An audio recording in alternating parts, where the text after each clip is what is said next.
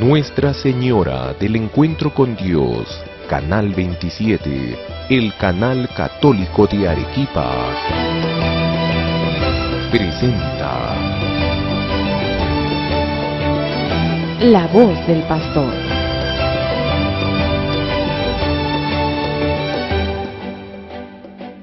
Queridos hermanos y hermanas, nuevamente juntos en La Voz del Pastor. Como siempre, con nuestro catecismo en la mano, vamos a continuar con nuestro estudio reflexivo del segundo artículo de nuestra profesión de fe: creo en Jesucristo, su único Hijo, nuestro Señor. En los últimos encuentros comenzamos a abordar juntos las diversas denominaciones, el nombre de Jesús y también algunos, digamos así, de sus títulos o apelativos. Y seguramente recordarán el nombre, por supuesto, que le fue puesto por el mismo ángel Gabriel cuando le anuncia a José cuál va a ser el nombre de su hijo. Entonces, cuál es el nombre que José le pondrá a Jesús, es justamente este nombre que significa Dios salva. Yeshua, Jesús, Dios salva. Y hemos visto también que ya desde los inicios de la misión de Jesús, poco a poco, Él se fue revelando además como el Mesías, uno de los títulos propios de Jesús, el Mesías. Este Mesías que significa el ungido, aquel ungido por el Señor. Dios unge a Jesús con el Espíritu Santo desde el mismo momento de su concepción. María concibió por obra y gracia el Espíritu Santo. Pero además lo unge también en el momento en que Jesús sale de ser bautizado por Juan en el Jordán. Es decir, Jesús pues es ungido, es consagrado como se ungían y se consagraban en el Antiguo Testamento a los sacerdotes, a los reyes y también en algunas ocasiones a los profetas. Y hemos visto además que junto con este nombre de Jesús, junto con este título de Mesías, Jesús también ha recibido, por ejemplo, el título que responde a su naturaleza, que responde a su realidad, el título de Hijo de Dios. Jesús es el Hijo único del Padre, de la misma naturaleza del Padre, como recitamos en nuestra profesión de fe. Y Él quiere compartir con nosotros esa filiación divina, pero naturalmente Él es el Hijo por excelencia. Quisiera que hoy día terminemos con este apartado, con esta parte de nuestro catecismo, y vamos a leer juntos desde los números 446 al número 451, que nos presentan otro título de Jesús. Ese título que dice que Jesús es el Señor, el título de Señor. Este título es muy importante y tiene un gran arraigo en las Sagradas Escrituras. Ya en el Antiguo Testamento, ustedes saben que la revelación de Dios a Moisés forma parte del Antiguo Testamento, ¿no es cierto? Está relatada justamente en el Pentateuco, es decir, en los libros primeros de la Biblia. Y cuando Dios se aparece a Moisés en esa zarza ardiente y lo envía a hablar con el faraón para que deje salir a su pueblo de la esclavitud de Egipto, Moisés en este diálogo le pregunta a Dios: bueno, ¿quién eres tú? ¿Cuál es tu nombre? ¿Por qué? Porque si me preguntan quién te envía, tengo que dar razón de quién me está enviando a esta misión. Y Dios le responde a Jesús y revelándole su nombre con un tetragrama que luego, al hacerse la traducción del Antiguo Testamento, al hacerse la traducción en griego, ese nombre de Dios, el nombre que Dios le da a Moisés como su propio nombre, se traduce en griego como Kyrios. Kyrios, que traducido al castellano significa Señor. Es decir, Dios se autodenomina, al presentarse a Moisés, se autodenomina como Señor, Kyrios. Y a lo largo del Antiguo Testamento, las referencias a Dios son innumerables con esta denominación, con el nombre o el título de Señor. Esto es en el Antiguo Testamento, esa referencia a Dios. Pero ya en el Nuevo Testamento también se usa el título de Señor para referirse a Jesucristo. Y esto es muy importante. ¿Por qué? Porque si en el Antiguo Testamento el título del Señor estaba exclusivamente referido a Dios, cuando en el Nuevo Testamento se comienza a usar ese mismo título para Jesús, significa que ya la gente, los discípulos, los apóstoles, más adelante la iglesia primitiva, la iglesia de los orígenes, ya van reconociendo, primero repito, los apóstoles y los discípulos van reconociendo a Jesús como Dios, como verdadero Dios. Hombre verdadero, pero también Dios verdadero. Y fíjense ustedes que el mismo Jesús, en un diálogo con sus discípulos, también se atribuye a él ese título, se atribuye a él también esa calidad de Señor, porque ya les dice, ustedes me llaman Señor, y es verdad, porque lo soy. Ustedes me llaman Kyrios, es decir, ustedes están reconociendo en mí que yo soy Dios, y es verdad, porque yo lo soy. Y dice así Jesús, lo conocemos todos, pues si yo, que soy Señor, me he puesto de rodillas y les he lavado los pies uno por uno, pues también ustedes están llamados a hacer lo mismo. Pues fíjense, queridos hermanos, he aquí el mismo Jesús que revela su divinidad, y que la revela así abiertamente, en un momento determinado de su vida terrena. Pero ya antes que Él se autodenomine y que se revele como Dios, ya la gente había comenzado a darle este título de Señor, este título de Kyrios. ¿Por qué? Porque veían que Jesús tenía un poder que era el poder de Dios, un poder que no era humano, un poder que no brota de la naturaleza humana. ¿Qué poder? Por ejemplo, el poder de calmar las tempestades, el poder de curar a los enfermos, el poder de resucitar a los muertos. Fíjense ustedes, evidentemente son poderes que los hombres no tenemos. Y entonces va acreditando, Jesús se va acreditando como Señor, como Dios, se va acreditando a través del uso de esta facultad suya, de este poder suyo, con las cosas, digamos así, propias de la naturaleza del ámbito de lo creado. Pero hay un momento muy importante en la vida de Jesús. Conocemos todos la historia del paralítico. Le traen a Jesús un paralítico para que lo cure.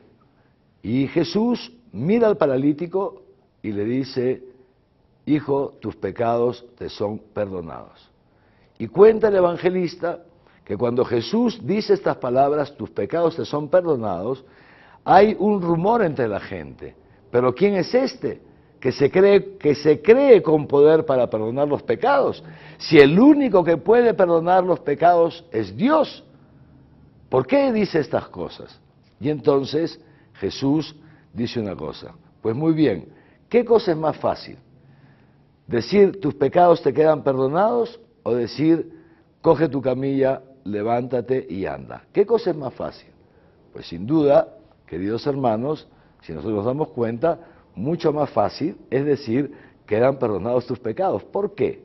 Porque al final uno nunca sabe si efectivamente están perdonados o no. A lo mejor es simplemente una frase que ha dicho Jesús. ¿Cómo podemos constatar que a esa persona se le han perdonado los pecados? Entonces Jesús opta por la vía más difícil, por la vía comprobable. Y dice así, pues muy bien, para que sepan que a este señor, que a esta persona se le han perdonado sus pecados, para que quede constancia que efectivamente se le han perdonado sus pecados, entonces a ti te digo, levántate, coge tu camilla y anda. Y de esa manera Jesús hace un signo externo de ese poder que tiene Él, no solamente curar a los enfermos, sino de perdonar nuestros pecados. Es decir, Jesús se está acreditando con un signo externo, se está acreditando también como Dios y como Señor. Y es así entonces que ya los primeros discípulos los comienzan a reconocer y le empiezan a atribuir digamos así, este especial vínculo con Dios Padre, esta participación, esta presencia divina en la persona de Jesús. Y fíjense ustedes, entonces, queda ya, vamos al número 449, esta divinidad de Jesús queda ya puesta de manifiesto en el momento culminante, cuando Jesús es crucificado, es muerto y es sepultado. La gente ve, los discípulos, la gente ve que este hombre estaba muerto, que había muerto totalmente en la cruz, que había muerto de un modo ignominioso. Y no solamente eso, ven que lo meten en un sepulcro. Y entonces ciertamente la muerte de Jesús queda totalmente acreditada. Qué sorpresa tan grande, queridos hermanos, cuando 3 días después, al tercer día, Jesús resucita. Qué sorpresa tan grande para María Magdalena y la otra María que se encuentran con él a las puertas del sepulcro. Qué sorpresa tan grande para Pedro y para Juan que entran al sepulcro y lo encuentran vacío y ven ahí las vendas y ven ahí la mortaja, pero no está ya Jesús.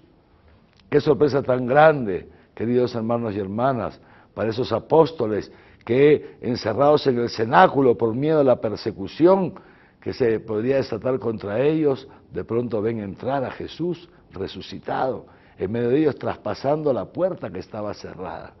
He aquí, entonces, que la experiencia de Jesucristo resucitado pone de manifiesto que este Jesús no es un hombre cualquiera, que este Jesús es Dios, es el único capaz de vencer los límites, las ataduras del pecado y de la muerte. Y de esa manera entonces Jesús queda ya plenamente acreditado como Señor, como Kyrios, es decir, como aquel que tiene poder sobre todo cuanto existe, sobre aquel que tiene poder sobre todo aquello que a ti y a mí nos impide ser felices. Y por eso, diré el número 450 de nuestro catecismo, que ya desde el comienzo de la historia cristiana, la afirmación del señorío de Jesús sobre el mundo y sobre la historia significa también reconocer otra cosa, que el hombre, nosotros, tú y yo, no debemos someter nuestra libertad personal de modo absoluto a ningún poder terrenal, sino solo a Dios Padre y a Jesucristo, que es el Señor, que es el Kyrio con Él. Pues queridos hermanos y hermanas, quisiera brevemente que nos detengamos en este aspecto. Cuando decimos que Jesús es el Señor, y fíjense cómo este calificativo, este reconocimiento, esta profesión de fe se da ya desde los orígenes de la Iglesia. Cuando decimos que Jesús es el Señor, estamos diciendo que Él tiene poder sobre todo cuanto existe. Y en consecuencia, eso también es una invitación a nosotros para apoyarnos en Él. Porque tantas veces, les pasará a ustedes, me pasa a mí, nos pasa a todos, podemos tener la tentación, ¿no?, de nosotros, digamos así, inclinarnos ante una autoridad que no es Dios. De nosotros, digamos así, someter, como dice el catecismo, nuestra libertad personal, es decir, nuestra persona, a los poderes de este mundo, por conveniencia, por temor, por lo que fuera. En cambio, si nosotros nos apoyamos en Dios, si nosotros invocamos a Jesús como el Señor, como el Kyrios, cuando nos sentimos tentados por encima de nuestras fuerzas, cuando nos sentimos agobiados con el peso de nuestros problemas y de nuestros dolores, sufrimientos o enfermedades, y sentimos que no podemos más, sentimos que brote en nuestro corazón como un deseo de rebelarnos contra Dios porque las cosas van mal, cuando el demonio de alguna manera se encapricha con nosotros y nos quiere llevar por el camino del mal, queridos hermanos y hermanas, sepamos que no estamos solos. Sepamos que Jesús está siempre dispuesto a escucharnos y a acoger nuestra oración. Sepamos que podemos invocar el nombre de Jesús, que podemos invocar a este Señor, a este Kyrios, y que Él nos da la fuerza, Él usa su poder en nosotros, y de esa manera nosotros podemos caminar encima de las tentaciones, podemos caminar encima del pecado sin tener que caer en los pecados. Pero no solamente eso, terminamos ya. Fíjense ustedes, queridos hermanos, que ya entonces el título de Señor de Kyrios se ha extendido en la Iglesia. Y entonces, por ejemplo, si ustedes se dan cuenta, muchas veces como empezamos la misa, sobre todo cuando la preside un obispo, se empieza diciendo: la paz del Señor esté con ustedes. La paz del Señor. Lo decimos también antes de la comunión, cuando nos damos la paz. Pero todas las oraciones de la iglesia, si se dan cuenta, siempre terminan las oraciones de la misa. Se las elevamos a Dios nuestro Padre y siempre el sacerdote termina diciendo por nuestro Señor Jesucristo. O por Jesucristo nuestro Señor. Es decir, este reconocimiento de Jesús como Kyrios forma parte de nuestra fe porque forma parte también de nuestra experiencia, de esa experiencia de apoyarnos en Él y poder en nuestra propia vida constatar cómo es verdad que cuando uno invoca el nombre del Señor, entonces se salva, porque como dice el Salmo, el Señor nos libra de todas nuestras angustias, el Señor nos libra de todas nuestras esclavitudes. Quisiera concluir este encuentro pidiéndoles a cada uno de ustedes, invitándolos a cada uno de ustedes a que hagamos una breve reflexión. ¿Qué es lo que hoy día te impide ser feliz? ¿Qué significa? ¿Qué es lo que hoy día te impide ser fiel a Dios? ¿Qué es aquello que hoy día te aleja de Dios? ¿Qué pecados tienes que te impiden ser feliz? ¿Qué sufrimientos tienes que te llevan a rebelarte contra Dios? Quisiera que cada uno de nosotros, se los pido con mucha humildad, podamos hacer este examen de conciencia. Y desde lo profundo de nuestra conciencia, una vez tengamos delante nuestro esos pecados o esas situaciones que nos llevan a la rebeldía, podamos juntos, queridos hermanos, invocar el nombre del Señor. Señor Jesús, Hijo de David, ten compasión de mí, que soy un pecador. Señor Jesús, Hijo de David, ayúdame a serte fiel, también en los momentos difíciles. Ayúdame a no caer en esta tentación. Ayúdame, líbrame de este pecado que me tiene atenazado. Porque todo aquel que invoca el nombre del Señor, queridos hermanos, se salvará. Que los bendiga Dios Todopoderoso, Padre, Hijo y Espíritu Santo, y que su bendición les acompañe siempre. Amén.